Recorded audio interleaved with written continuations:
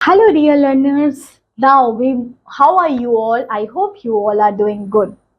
So, we will move on Unit 5 of your GK book, and now we start up with World Safe related to environment. अब आपको chapters मिलने वाले हैं इसमें, है ना?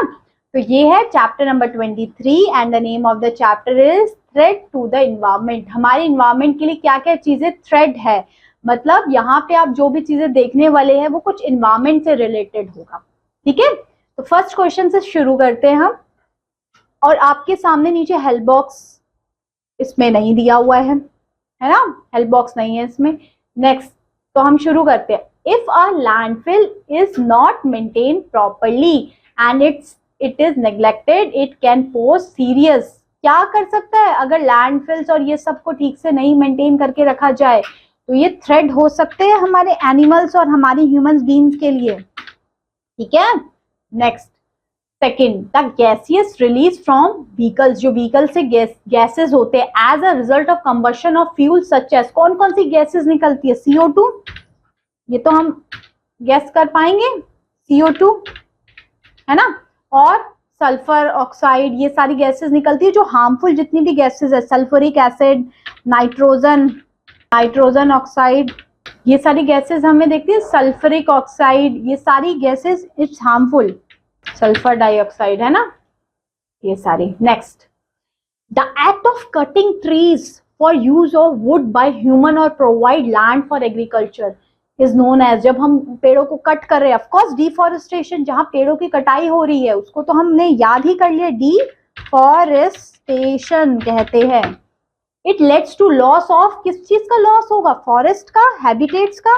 हैबिटेट्स हम लिख सकते हैं, फॉरेस्ट भी है ना, habitat.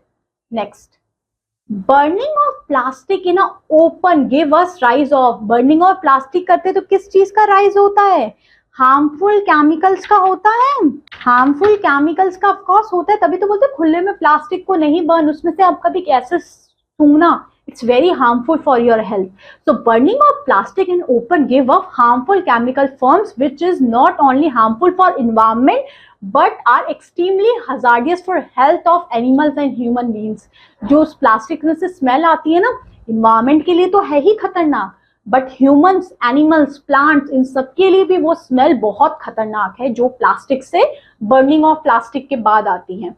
Next, fifth, fill in the blank is the main factor leading to the rise of sea level, thus leading to floods and other natural disaster. क्या चीज का राइज होने से ये सब होगा? ऑफ कोर्स एयर पॉल्यूशन के rise होने से. कैसे होगा? एयर पॉल्यूशन के राइज होने से सी लेवल, फ्लड्स वगैरह होंगे, है ना. Yes.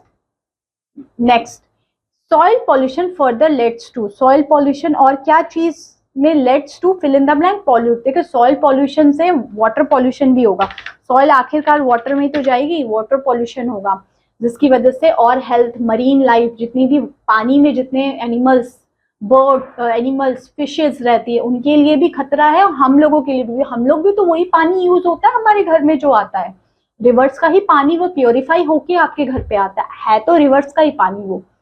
Next, 7. The pollution and exploitation of environment is led to the disappearance of tropical forests, mountain forests and wetlands. Thus, all the natural, किसके बारे में बात हो रही है? जो एक्सप्लॉयटेशन आजकल हो रहा है जिससे हमारे सारे फॉरेस्ट, सारी जो हमारी जमीन है, तो इसका नेचुरल रिसोर्सेज का एक्सप्लॉयटेशन हो रहा है. ये सब नेचुरल रिसोर्सेज के तो अंदर आती है, चाहे हमारे ट्रॉपिकल फॉरेस्ट है, वाइल्ड लाइफ है, इन सब का अगर हम एक्सप्लॉयटेशन कर रहे हैं तो मतलब नेचुरल रिसोर्सेज का एक्सप्लॉयटेशन हो रहा है ना. ठीक है, तो ये था हमारा छोटा सा साइंस से रिलेटेड चैप्टर जिसमें हमने देखा क्या क्या चीजों से, जैसे अगर जो आपने स्मोक देखा उसमें CO2 से लेकर सल्फ्यूरिक ऑक्साइड, नाइट्रोजन ऑक्साइड, ये सारी गैसेस होती है जो बहुत हार्मफुल होती है. फिर हमने देखा पेड़ों की कटाई को क्या कहते हैं? डिफॉरेस्टेशन कहते हैं, है ना. फिर हमने देखा अगर हार्मफुल प्लास्टिक को बर्न करेंगे तो उसमें से बहुत सारी हार्मफुल गैसेस निकलती है जो हम लोगों के लिए, प्लांट्स के लिए, एनिमल्स के लिए, सबके लिए खतरनाक है. क्लियर हुआ है पॉइंट?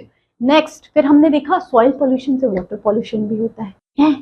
ये थी आपकी चीजें इस चैप्टर से related. I hope this chapter is clear to you.